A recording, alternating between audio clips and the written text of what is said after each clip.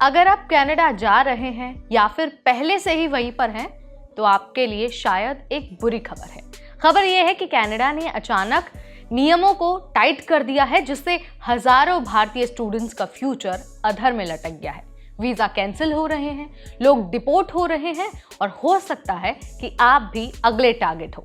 तो क्या सच में कनाडा अब भारतीय स्टूडेंट्स को वहां पर नहीं देखना चाहता? क्या ये सब इलीगल माइग्रेशन को रोकने के लिए हो रहा है? और सबसे जरूरी, अगर आपका वीजा कैंसिल हो गया है तो अब आपको क्या करना है? इन सारे सवालों के आंसर हम आपको देने वाले हैं, क्योंकि लाखों छात्रों के भविष्य का सवाल है।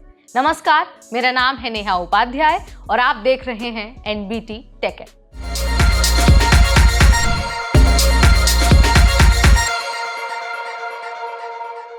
सोचिए, लाखों रुपए खर्च करके आप कनाडा पहुंचे, सब कुछ बहुत स्मूथ चल रहा था और फिर एक दिन बैम, ईमेल आ जाता है आपके पास और आपको कह दिया जाता है कि भाई your study permit is revoked.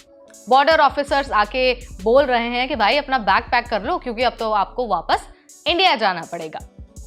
ऐसा हम इसलिए कह रहे हैं क्योंकि 7,000 स्टूडेंट्स का स्टडी परमिट कैंसिल होने वाला है और 4 लाख से ज्यादा जो भारतीय स्टूडेंट्स हैं जो अभी कनाडा में हैं, उन पर भी खतरा मंडरा रहा है। अब तो ऐसा लग रहा है कि ये कोई स्टडी वीजा नहीं बल्कि सर्वाइवल वीजा बन गया है। तो आखिर ये सब क्यों हो रहा है, क्या हो रहा है और 7,000 इंडियन स्टूडेंट्स को इंडिया वापस आखिर क्यों आना पड़ सकता है? तो देखिए, आंसर हमारे पास है। नए रूल्स के हिसाब से अब बॉर्डर ऑफिसर्स किसी का भी स्टडी या फिर वर्क परमिट कैंसिल कर सकते हैं। अगर उन्हें यह लगता है कि आप कनाडा छोड़ने के मूड में नहीं हैं, तो भाई आप सीधे सीधे आउट। एसडीएस वीजा पहले ही बंद कर दिया गया है, अब स्क्रूटिनी और भी ज्यादा टाइट हो गई है। और सबसे चौंकाने वाली बात यह है कि आप इसके लिए अपील तो कर सकते हो, लेकिन उसके बदले में आपको देने होंगे 90,000 रुपए। और फिर भी कोई गारंटी नहीं है कि भाई आपका जो वीजा है वो कैंसलेशन से बच जाएगा। मतलब पढ़ाई करना है आपको, पैसे फेंकना है और फिर लॉटरी की तरह वीजा का इंतजार करना है।